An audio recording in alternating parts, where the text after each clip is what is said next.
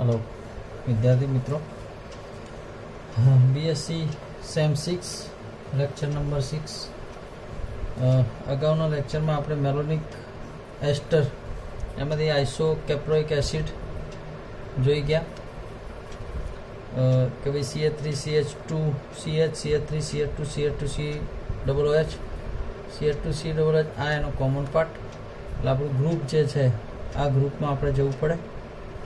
તો સોડિયમનું ક્ષાર આપણે પહેલાં બનાવ્યો, ગ્રુપ દાખલ કર્યું, જળ વિભાજન અને ડીકાર્બોક્સિલેશન. એ જ પ્રમાણે બીજું બંધારણ આપણે જોઈએ તો 2 મિથાઇલ પેન્ટેનોઇક એસિડ મેલોનિક એસ્ટરમાંથી. તો એમાં પણ એનું બંધારણ જે પ્રમાણે છે માનો કે તો આટલો એનો આપણો કોમન પાર્ટ થશે અને એમાંથી આપણે આ પ્રમાણેના 2 ગ્રુપ દાખલ કરવા પડે. તો બંને ગ્રુપ સાથે ના દાખલ કરીએ, એકવાર સોડિયમનો ક્ષાર બનાવીએ, કોઈ પણ એક ગ્રુપ દાખલ આપણે અહીંયા કર્યું, ત્યારબાદ ફરીથી એના સોડિયમનો ક્ષાર આપણે અહીંયા બનાવ્યો અને એમાંથી ફરીથી બીજું ગ્રુપ આપણે અહીંયા દાખલ કર્યું.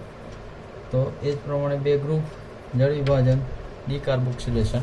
તો આ પ્રમાણેની આપણે પ્રક્રિયા આપણે અગાઉ જોઈ. આગળ બીજા બંધારણ આપણે જોઈએ તો પેન્ટેનોઇક એસિડ અથવા નોર્મલ વેલેરિક એસિડ. તો એનું જે બંધારણ છે, બંધારણ આવું થશે CH3 CH2 CH2 CH2 COOH. આટલો પાર્ટ આપણો કોમન થશે. આ જે છે એ આપણું ગ્રુપ છે, મેલોનિક એસ્ટરમાંથી આપણે બનાવવું છે. એટલે આપણે લખીએ અહીંયા CH2 COO C2H5 COO C2H5 plus C2H5 ONA. તો હાઇડ્રોજન દૂર થઈ સોડિયમનો ક્ષાર બનશે COO C2H5 COO C2H5. Okay, આમાં આપણે ગ્રુપ દાખલ કરવાનું છે. અગાઉ આપણે કીધું એ પ્રમાણે તો આપણું ગ્રુપ થશે CH3 CH2 CH2Cl લઈએ, માઇનસ NaCl દૂર થશે. ગ્રુપ આપણું અહીંયા દાખલ થશે CH3 CH2 CH2 CH COO C2H5 COO C2H5. જળ વિભાજનની પ્રોસેસ કરીએ.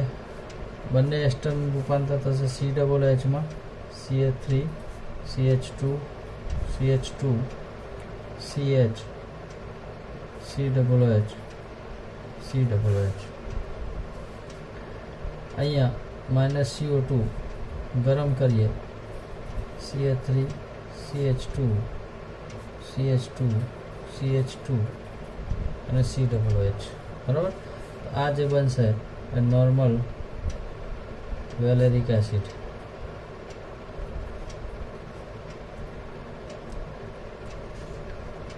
ત્યારબાદ આગળ આપણે લઈએ 2 methyl બ્યુટેનોઇક acid.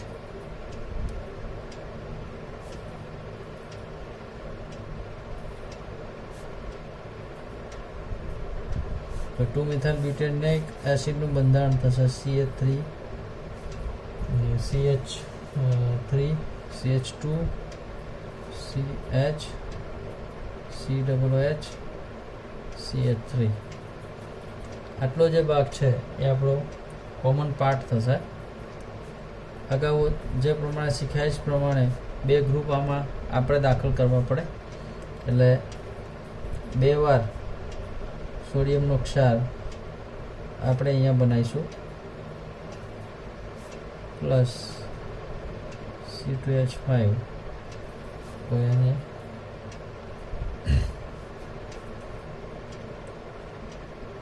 Minus C2H5OH sodium CH COO C2H5 COO C2H5.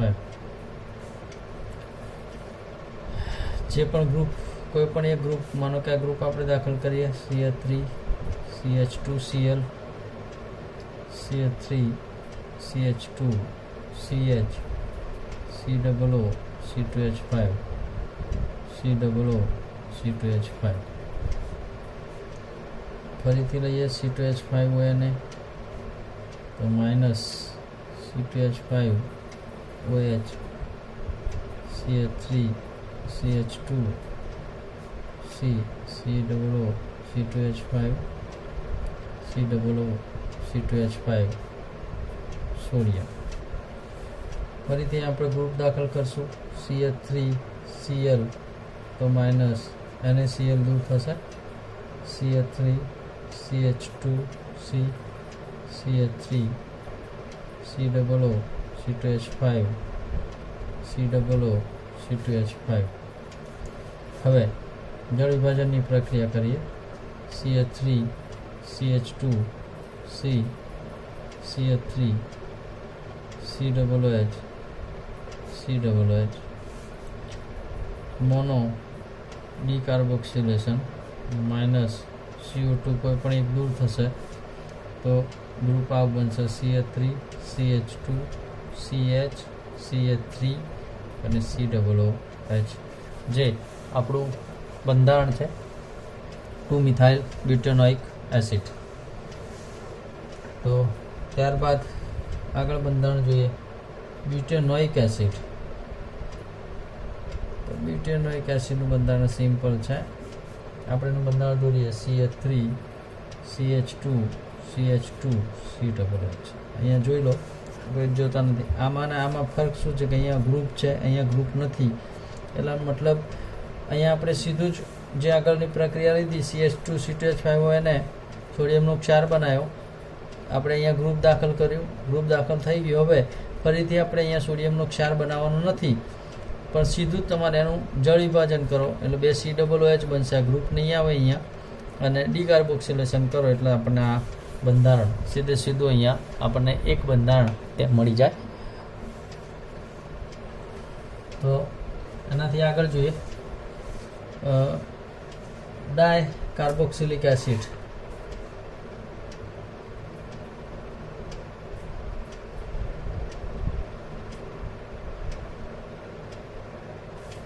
તો ડાયકાર્બોક્સિલિક એસિડ માટે બે મેથડ છે. બંને મેથડ આપણે વારાફરતી જોઈ લઈએ કે ભાઈ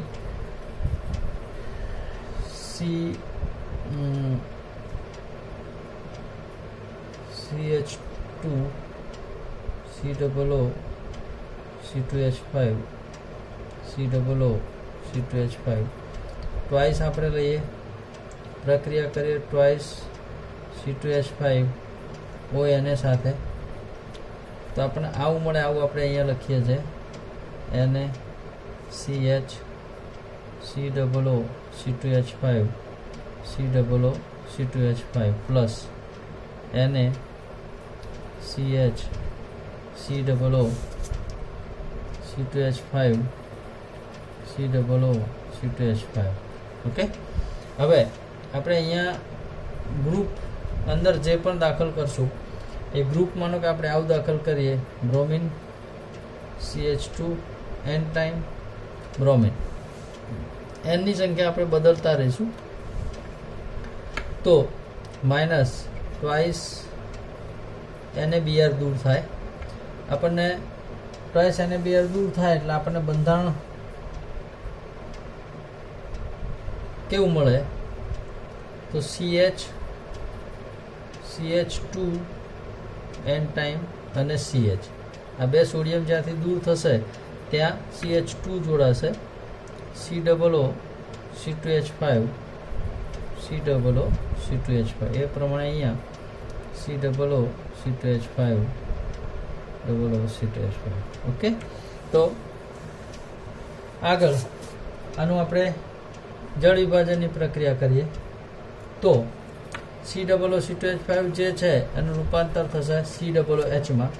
એટલે આપણે લખીએ COOH CH COOH CH2 N time CH COOH અને COOH. આનું ડીકાર્બોક્સિલેશન કરીએ માઇનસ ટ્વાઇસ CO2 દૂર થાય કોઈ પણ તો આપણને શું મળે તો COOH CH2 CH2n time CH2 અને COOH.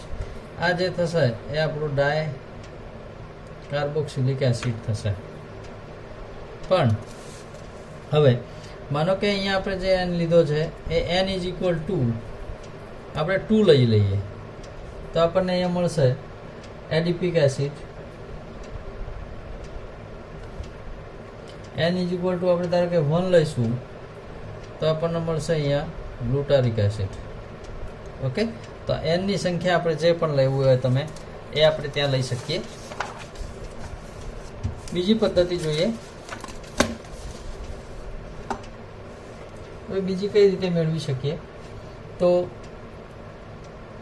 સેમ ટુ સેમ એ જ પ્રમાણે કે ભાઈ CH2 COO C2H5 COO C2H5 plus હવે અહીંયા આપણે જે ગ્રુપ લેવાનું છે એ ગ્રુપ લઈ લઈએ. પ્રક્રિયા કરશું C2H5 ONA સાથે એટલે પહેલાં સોડિયમનો ક્ષાર બને CH COO C2H5 COO C2H5. હવે આપણે અહીંયા ગ્રુપ દાખલ કરીએ તો આપણે ડાયકાર્બોક્સિલિક એસિડ બનાવવો છે. આપણે લઈએ Cl CH2 COO C2H5. આપણે ખબર છે કે આપણે COO C2H5 આનું જળ વિભાજન કરશું એટલે આનું રૂપાંતર થશે COOH માં. અહીંયા પણ 2 છે એનું રૂપાંતર પણ COOH માં થાય. ડીકાર્બોક્સિલેશન કરીએ કોઈ પણ એક ડાય એટલે 2 COO રહેશે માઇનસ NaCl. તો આપણું ગ્રુપ અહીંયા દાખલ થશે તો આપણે બંધારણ આવું મળશે COO C2H5 CH2 CH COO C2H5 COO C2H5. આની જળ વિભાજનની પ્રક્રિયા કરીએ એટલે આનું રૂપાંતર થાય COOH CH2 CH COOH COOH. આનું ડીકાર્બોક્સિલેશન કરો માઇનસ CO2 દૂર થાય એટલે COOH CH2 CH2 COOH. આ જે બંધારણ મળ્યું એ બંધારણ આપણું થશે સક્સિનિક એસિડ. બરાબર. તો આપણને એક આ બંધારણ એટલે બેમાંથી કોઈ પણ એક રીત કે ભાઈ કાં તો તમે 2 મોલ સાથે પ્રક્રિયા કરો અથવા તો ગ્રુપ જે લો છો એ ગ્રુપમાં તમારે કેવું ગ્રુપ લેવું એસ્ટર સમૂહનું એ આપણે ગ્રુપ જોઈ લઈશું કે ભાઈ આપણે આ પ્રમાણેનું ગ્રુપ એમાં લઈ શકીએ. ચલો બીજું બંધારણ લઈએ. 2 ઇથાઇલ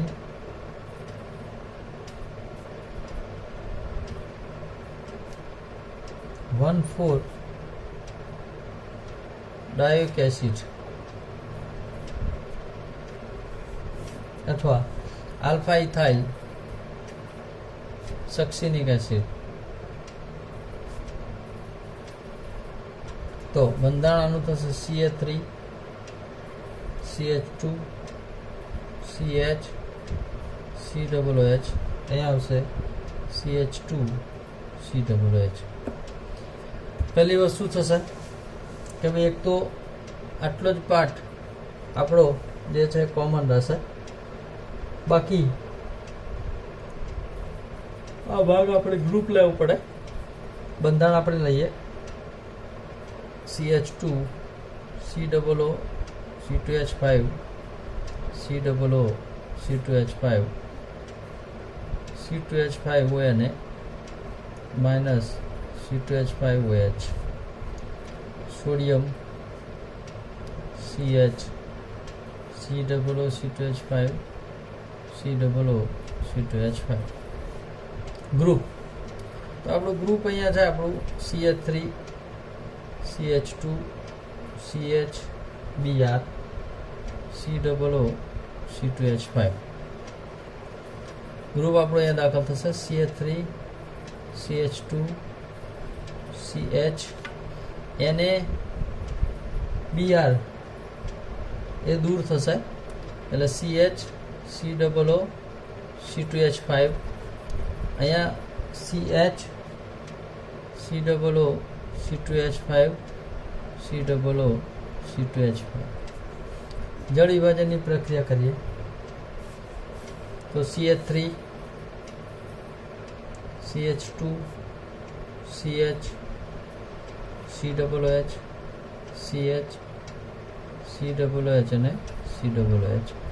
આનું ડીકાર્બોક્સિલેશન કરો, માઇનસ CO2 દૂર થાય એટલે અહીંયા બને CH3 CH2 CH COOH CH2 અને C2. આપણું જે બંધારણ છે આલ્ફા ઇથાઇલ સક્સિનિક એસિડ એ આપણે અહીંયા આ રીતે મેળવી શકીએ. એ પછી અસંતૃપ્ત એસિડનું એક બંધારણ આપણે અગાઉ જોઈ ગયા, સિનામિક એસિડનું. બીજા બંધારણ જોઈએ.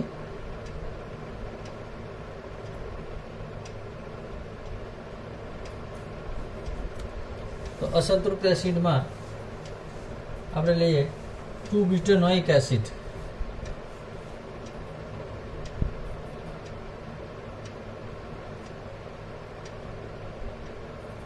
એનું બીજું નામ છે પ્રોટોનિક એસિડ.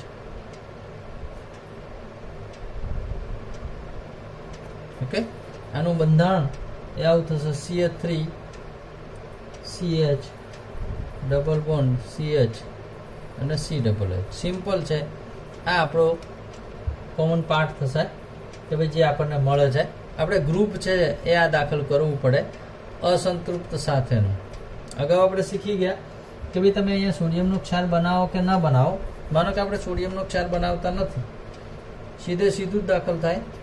બંધારણ લખો COO C2H5 COO C2H5 plus group તરીકે આપણે શું લેવું તો CH3 CHO એટલે ડબલ બોન્ડ O. ઓકે, તો દૂર શું થશે તો માઇનસ H2O, હાઇડ્રોજન ઓક્સિજન. એટલે આપણું ગ્રુપ અહીંયા સીધું દાખલ થશે CH3 CH double bond COO C2H5 COO C2H5. અહીંયાથી આગળ એનું જળ વિભાજનની પ્રક્રિયા કરો તો CH3 CH double bond COOH. Okay, અને અહીંયા એનું ડીકાર્બોક્સિલેશન કરો, માઇનસ CO2 તો CH3 CH double bond CH COOH. Okay, તો આ રીતે આપણું બનશે અહીંયા અસંતૃપ્ત એસિડ એટલે કે 2-બ્યુટેનોઇક એસિડનું બંધારણ. બીજું બંધારણ જોઈએ કે ભાઈ કીટોનિક એસિડ. તો એડિપિક એસિડ જોઈએ આપણે.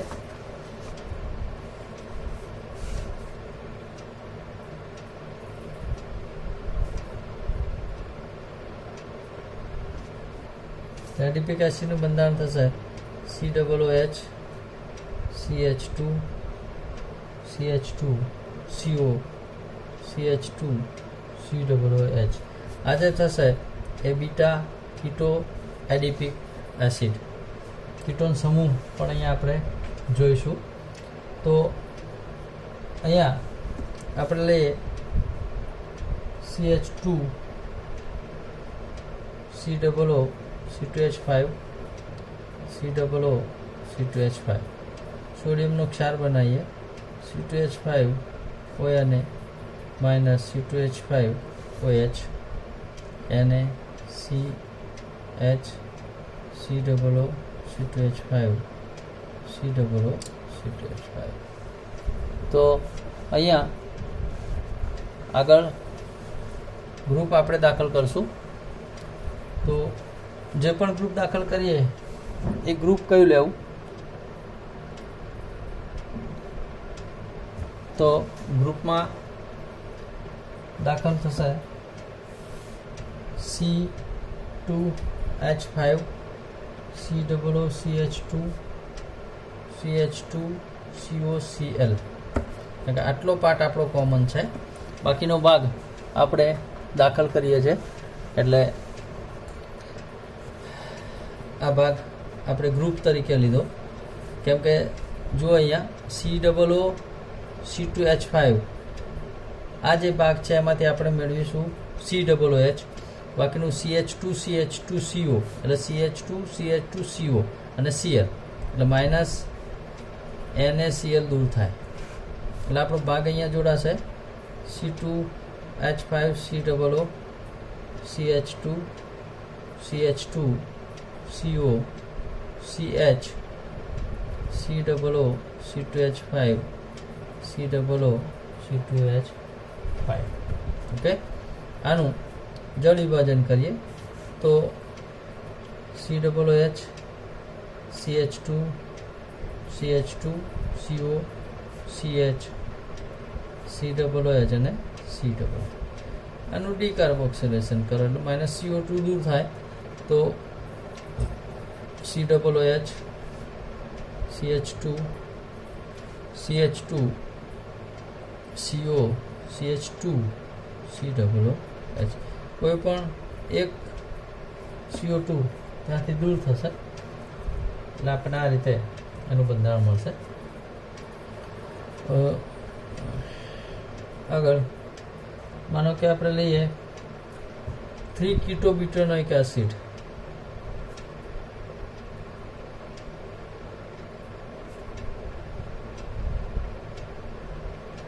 તો એનું બંધારણ કેવું થાય તો એનું બંધારણ આવું થશે CH3 CO CH2 COOH સીધું સિમ્પલ છે ઉપરના જેમ કે ભાઈ CH2 COOH એટલો કોમન પાર્ટ થશે તો આપણું ગ્રુપ કયું થાય તો CH3 CO Cl લઈ લો એટલે એને Cl દૂર થાય બરાબર તો એ દાખલ થાય એટલે તમે એના અંદર સીધા જળ વિભાજન કરો એટલે તમને એનું બંધારણ મળી જાય. હવે માનો કે કોઈ પણ એમિનો એસિડ મેળવવાનો છે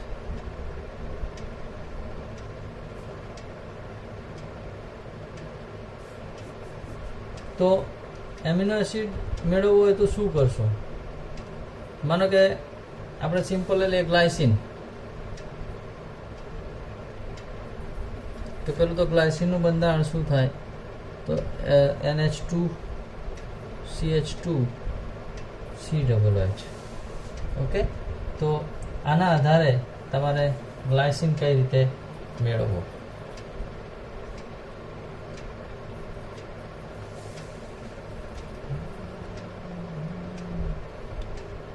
નોર્મલ આટલો આપણો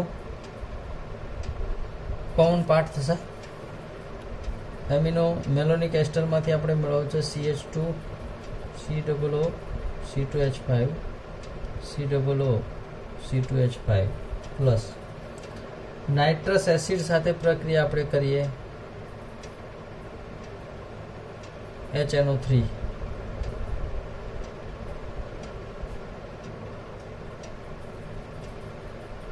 બરાબર nitrous acid HNO2 minus H2O પાણીનો અણુ અહીંયાથી આપણો દૂર થશે સિમ્પલ H2 અને ઓક્સિજન એટલે આપણું બંધારણ અહીંયા મળશે HON double bond C COO C2H5 COO C2H5 બરાબર ડાઇથાઇલ મેલોનેટ. હવે એનું આપણે આગળ ઝીંક સાથે CH3 COOH આપણે પ્રક્રિયા કરીએ માઇનસ H2O આથી દૂર થાય એટલે અહીંયા જે રૂપાંતર છે એ રૂપાંતર આપણું બને NH2 CH COO C2H5 COO C2H5 okay. હવે અહીંયા આપણે સીધું જ ધારો કે આનું જળ વિભાજનની પ્રક્રિયા કરીએ તો શું બને તો કે ભાઈ NH2 CH COOH અને COOH અને આનું ડીકાર્બોક્સિલેશન કરો એટલે માઇનસ CO2 એટલે NH2 CH2 COOH ઓકે. તો આ પ્રમાણે આપણે અહીંયા ગ્લાયસિન પણ બનાવી શકીએ. ચક્રીય કીટોન એક આ અગત્યનું છે અને આ પૂછાય પણ છે કે ભાઈ ચક્રીય કીટોન બનાવવું હોય તો શું કરશું કઈ પદ્ધતિથી તમે ચક્રીય કીટોન બનાવી શકો તો ચક્રીય કીટોન માટે આપણે અહીંયા લઈએ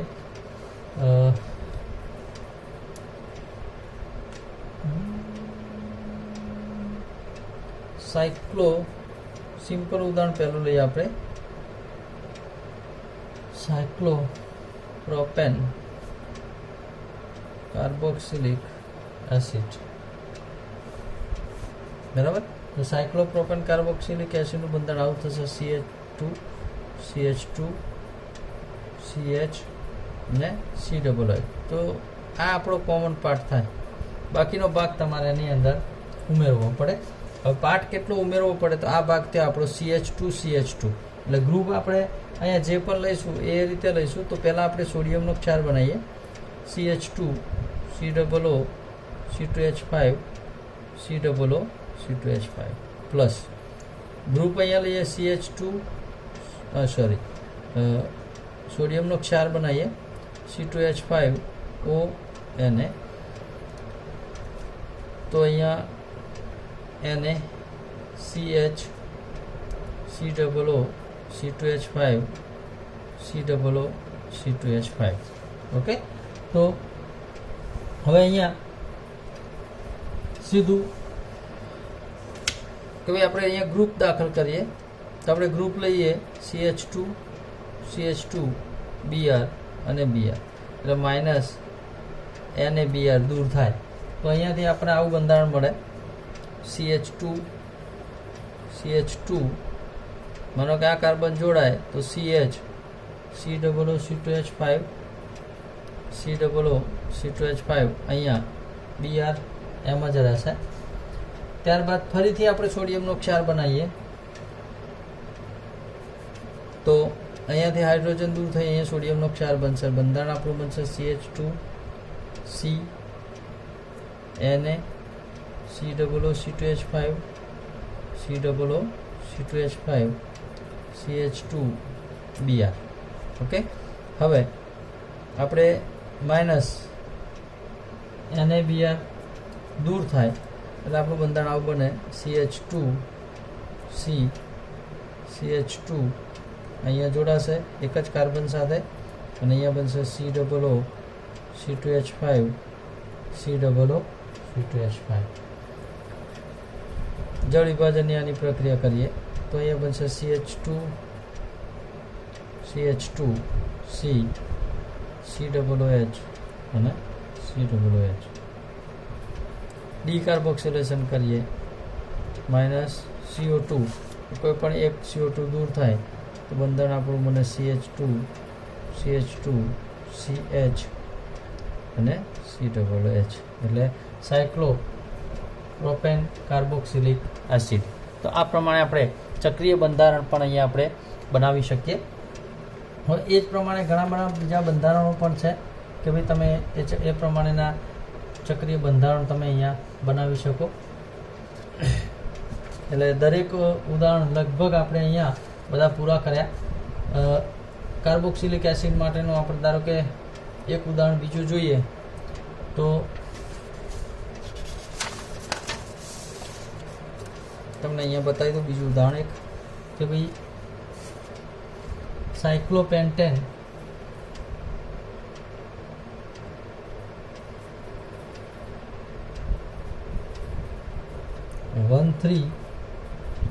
ડાયકાર્બોક્સિલિક એસિડ. તો આનું બંધારણ આવું થશે CH2 CH2 CH COOH CH COOH અને અહીંયા બંને વચ્ચે આ કાર્બન સાથે CH2 આ કાર્બન સાથે CH2 એટલે અહીંયા આવશે કાર્બન, અહીંયા પણ ખાલી કાર્બન. આ પ્રમાણેનું અહીંયા CH બંને જગ્યાએ, એટલે આ પ્રમાણેનું બંધારણ થશે. કોમન પાર્ટ આપણો આટલો છે, એનો એ પાર્ટ આટલો, એટલે 2 મોલ સાથે આપણે પ્રક્રિયા કરીએ અહીંયા.